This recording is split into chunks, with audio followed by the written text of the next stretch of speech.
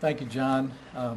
I have to pay tribute to Senator McCain because I've learned over the years, being involved with a lot of things before and after being in politics, that there's usually someone who starts things, stirs things up, and becomes a long-term champion.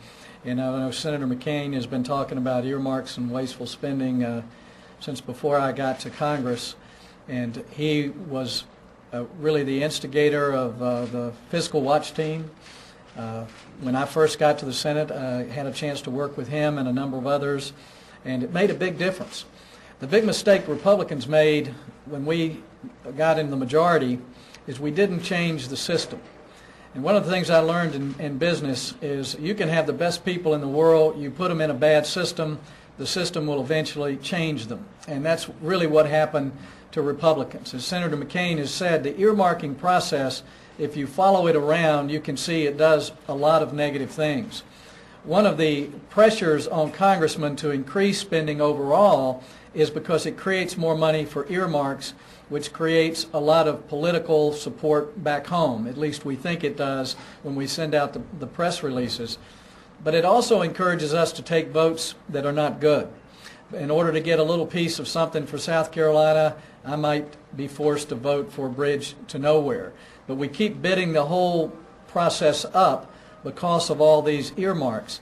If you listen to the federal agencies talk about earmarks, you come to believe that they can't even do what they're supposed to do because most of their budgets are divided up into thousands of little pots of money, and they have to administer all those pots of money.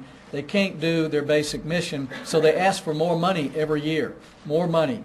And even though this year cutting out earmarks did not translate into less spending, I think if we can hold earmarks down, and keep in mind we reduced them by 3/4 in 1 year, just using some procedures, and I'll just go through those procedures a little bit with you so everyone will know. First, Tom, and the Citizens Against Government Waste has been one of the key organizations to educate the public that earmarks are bad for our country. And I didn't really believe it until after we stopped them, and I'd never gotten more hugs around my neck going around South Carolina. They just thanked me. I knew most of them didn't know what an earmark was, but they knew it was bad. And they were with us on this 100%, and Citizens Against Government Waste did a lot to make that happen. Early last year, we asked the Congressional Research Service to come up and just quantify how many of the earmarks were in report language and how many of them were really law. And that's where we got the figure of really more than 95% of all these tens of thousands of earmarks were report language. They were non-binding, but the administration, whether it was Clinton or Bush, were following them because they were afraid that the committee chairman would cut their budget if they didn't. So there was kind of a game of intimidation going on. We sent a letter to the president asking him to tell his agencies at that time to use what we called a virtual line item veto, not to honor them.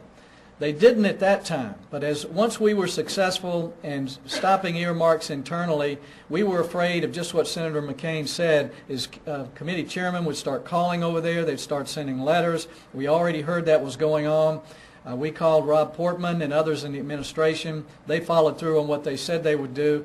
They've instructed their agencies not to honor any earmarks that aren't in law. And that's going to cut it down to really a bare minimum.